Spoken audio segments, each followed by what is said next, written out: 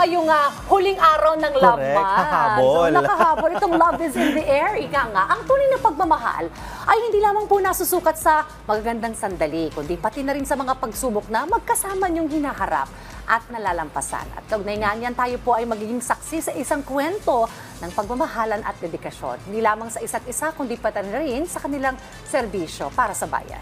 Tama, Dayan. At para ibahagi sa atin ang kanilang kwento, ay makakasama po natin ang military couple fighter pilots ng Philippine Air Force na sina Captain Joel Biran at Junior at Captain Jule Liza Biran. Good morning!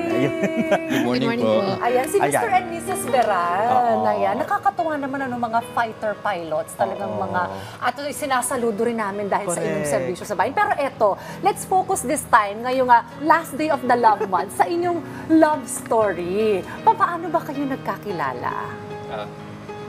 Ako ba sasagot? Yes, yung version mo.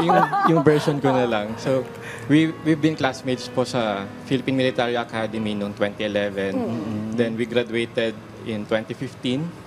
Pero at that point, medyo hindi kami close. Okay. Medyo suplado ako sa kanya. Ah, so, ganun. hindi ko siya pinapansin. Okay. Ito yung version ko. So, Tama yung version niya. so after nun, nagkasama rin kami sa flying training.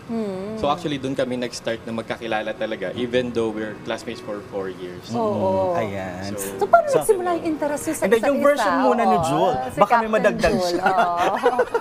Sige po. So nung naging close nga po kami nung flying school namin.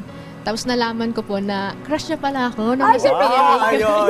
Big revelation. Sabi ko na eh. May sarili siyang Crush na version. pala ni Captain Joel, si Captain Jewel. Okay. Tapos, may nagsabi sa'yo. Sinabi niya po yun, na Sinabi crush niya pala niya ako sa'yo. noon. Okay.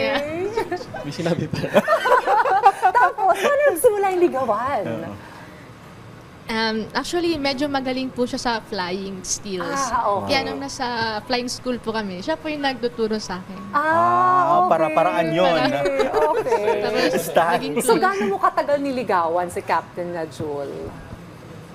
Sabi ko sa kanya kung version ko yung itatanong. Pero Kung version mo. yung version ko, siguro nasa 1 year din naman.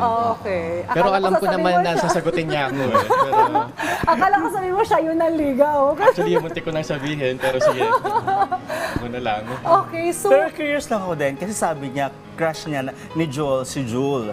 So, Si- plinano mo si ba Joel, si Joel. na turuan siya sa pagpapalipad ng mga Aircraft. aircraft? Actually, namin ko naman yun talaga. Medyo totoo yung version niya na crush ko siya that time. Kasi, yun, maganda, malakas.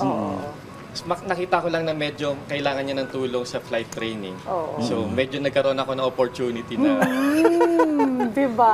yun lang yung start.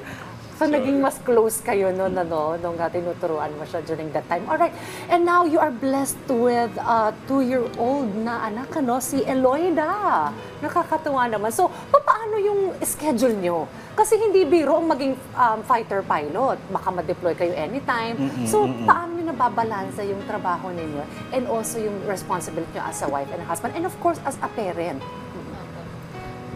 Nung una po kasi talaga, medyo mahirap po sa part ko kasi advocate po ako ng breastfeeding tsaka yung healthy diet po para sa baby. So, bali nilulutuan ko po siya ng food nung time na yun.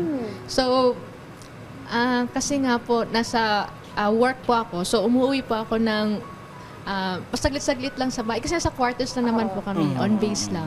Para lang makapagluto ng pagkain, then balik po sa work. Okay, nilulutuan mo lagi si Opo. Captain Joel. Pag- Nakakatuwa naman. Okay. Opo, pag wala pa masyadong ginagawa sa office, so alis muna ako. Oo. Then, balik naman po ako, tapos na po akong magluto ng pagkain. Nakakatuwa naman, Kaya- Talagang you always make Opo. time, At pinagluluto mo pa siya. Ikaw naman, Captain Joel. Actually, mahirap talaga. Yung sa time, talaga, sa buong araw, magkita lang kami in the morning. Next time namin magkita, sometimes on lunchtime. Oo. Pero usually ngayon, gabi na ulit kami magkikita. Magpe-prepare na lang for tomorrow's work, matutulog na, then another work na naman for tomorrow. Pero tulad po nabanggit niyo, we are blessed with our child Oo. na si Elodia. So meron kaming kumbaga nagpo-push sa amin na to work harder pa. Yes, oo, talagang source of inspiration din nila talaga. Kaya nga, ang curious ko lang doon, no, ano ang nasa isip nyo pag wala yung baby nyo sa tabi nyo, may operation kayo, Oo, mga ganun. nakadeploy kayo. Opo. So, pag nasa flight po kami, airborne, actually, yung checklist ko po, may picture po ng baby ko. Oo. Para palagi po namin maisip na dapat safety kami palagi. yes. Palagi namin isipin na dapat makapagbalik kami on base.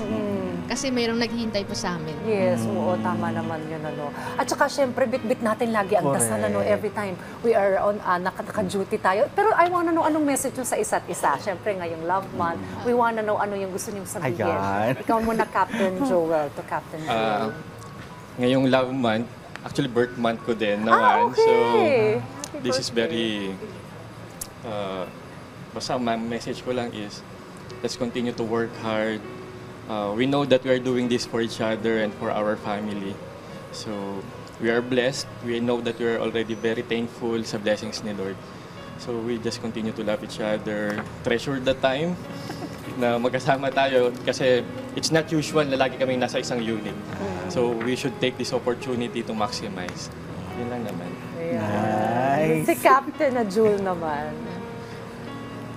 Thank you for the understanding. Sana habaan mo pa yung pasensya mo kasi hindi matimpla yung ugali ko eh.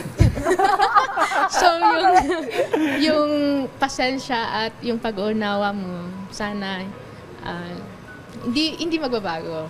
Ayan. Kundi lalo mo pang lawakan. Nakakakilig, Oo nga ano. eh. Gusto ko sana mag-request ng kiss. Ako rin. Para baka ano, 4 years ago na yung wedding nila. I mean, Correct, dapat oo. gusto ko magpatunog ng glass. But thank you for sharing your love story. And syempre, kami ay saludo sa inyong pagsisilbi sa bayan. Alam mo yan, yung parang ano nila, yung parang isa ring goal nila, no, yung makapaglingkod sa bayan. At syempre, yung pagmamahal nila sa kanilang pamilya. Anak, thank you very Thank much. you. Thank you very much for sharing your story. Nakasama po natin si Captain Joel Beran Jr. at Captain Juliza Beran. Thank you.